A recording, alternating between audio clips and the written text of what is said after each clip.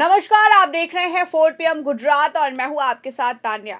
गुजरात की राजनीति में एक बार फिर शिक्षा का मुद्दा गर्मा गया है।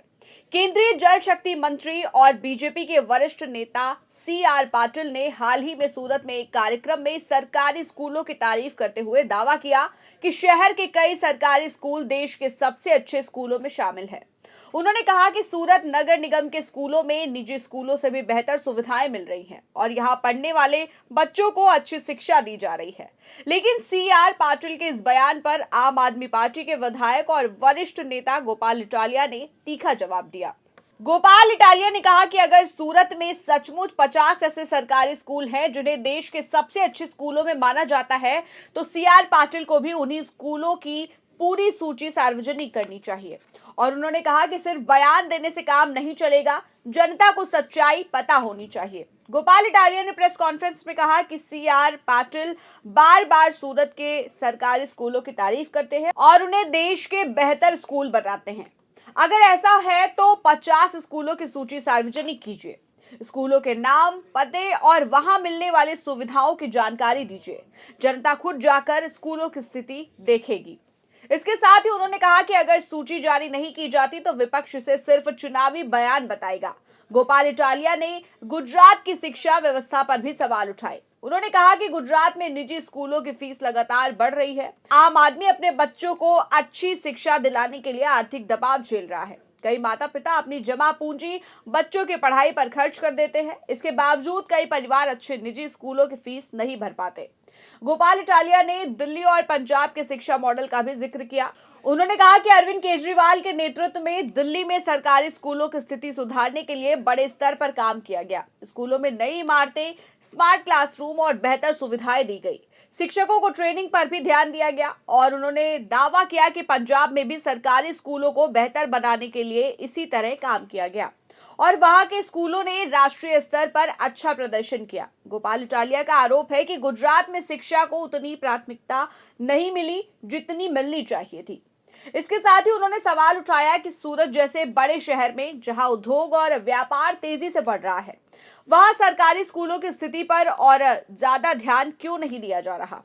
उन्होंने कहा कि कई सरकारी स्कूलों में अभी भी बुनियादी सुविधाओं की कमी की शिकायतें सामने आती हैं।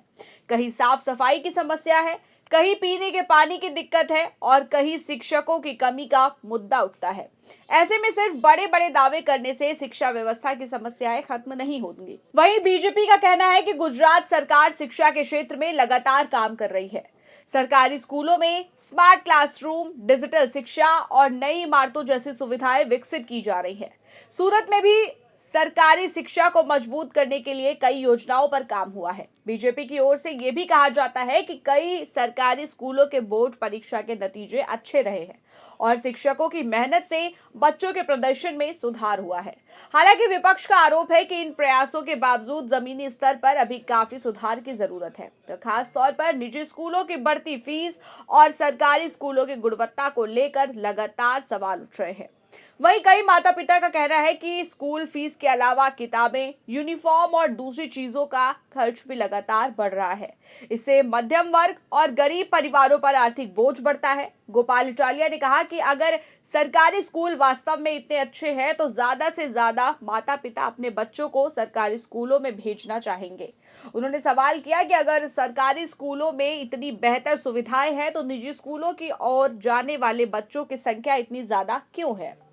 उन्होंने दिल्ली के शिक्षा मॉडल का उदाहरण देते हुए कहा कि वहां सरकारी स्कूलों में नई सुविधाएं उपलब्ध कराने, स्कूलों की इमारतों को बेहतर बनाने, स्मार्ट क्लासरूम शुरू करने और शिक्षकों की ट्रेनिंग पर काम किया गया। गोपाल इटालिया का कहना है कि गुजरात में भी इसी तरह सरकारी स्कूलों को मजबूत किया जा सकता है। इसके लिए सिर्फ राजनीतिक इच्छा शक्ति और ठोस योजना की जरूरत है। उन्होंने कहा कि गुजरात को लंबे समय से विकास का मॉडल माना जाता है। उद्योग, व्यापार, सड़क और बिजली जैसे क्षेत्रों में राज्य ने काफी प्रगति की है, लेकिन शिक्षा और स्वास्थ्य के क्षेत्र में अभी भी कई चुनौतियां मौजूद हैं। गोपाल इटालिया ने बीजेपी सरकार पर भी निशाना साधते हुए कहा कि अगर इतने लंबे समय से एक ही पार्टी सत्ता में है तो शिक्षा व्यवस्था में और बड़ा बदलाव दिखाई देना चाहिए था। उन्होंने कहा कि अब सिर्फ बयान देने से काम नहीं चलेगा, सरकार को शिक्षा के क्षेत्र में ठोस कदम उठाने होंगे। गोपाल इटालिया ने यह भी संकेत दिया कि 2027 के विधानसभा चुनाव में शिक्षा एक बड़ा मुद्दा बन सकती है। आम आदमी पार्टी गुजरात में शिक्षा, स्वास्थ्य और रोजगार जैसे मुद्दों को लेकर जनता के बीच जाने की तैयारी कर रही है। उन्होंने कहा कि पार्टी गुजरात में दिल्ली और पंजाब की तरह सरकारी स्कूलों को मजबूत करने का मॉडल पेश करेगी। उनका कहना है कि हर बच्चे को अच्छी और सस्ती शिक्षा मिलनी चाहिए और निजी स्कूलों की फीस को लेकर भी अभिभावकों को राहत मिलनी चाहिए। गोपाल इटालिया ने कहा कि गुजरात की जनता अब सिर्फ वादों से संतुष्ट नहीं होगी, लोग अब विकास के साथ अच्छी शिक्षा, बेहतर स्वास्थ्य और रोजगार भी चाहते हैं। वहीं राजनीतिक जानकारों का मानना है कि शिक्षा का मुद्दा आने वाले समय में गुजरात की राजनीति में अहम भूमिका निभा सकता है। सत्ता पक्ष अपनी उपलब्धियां गिना रहा है, जबकि विपक्ष सरकारी व्यवस्था की कमियों को सामने रख रहा है। अब नजर इस बात पर है कि CR पाटिल द्वारा बताए गए सरकारी स्कूलों की सूची सार्वजनिक होती है या नहीं। अगर 50 स्कूलों की सूची जारी होती है तो इस मुद्दे पर बहस और भी तेज हो सकती है। वहीं अगर सूची जारी नहीं होती है तो विपक्ष से बीजेपी के खिलाफ बड़ा राजनीतिक मुद्दा बना सकता है। सूरत की जनता इस पूरे वादे को ध्यान से देख रही है। आखिर शिक्षा बच्चों के भविष्य से जुड़ा मुद्दा है।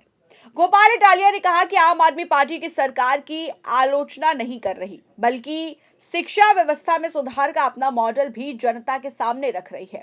उन्होंने कहा कि अगर दिल्ली और पंजाब में सरकारी स्कूलों को बेहतर बनाया जा सकता है तो गुजरात में ऐसा क्यों नहीं हो सकता।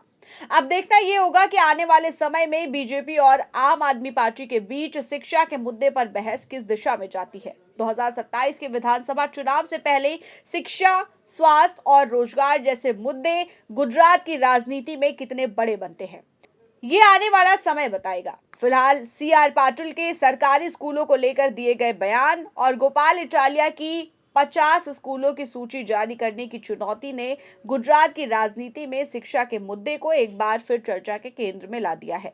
वहीं इस खबर पर आपकी क्या राय है, हमें कमेंट करके जरूर बताएं।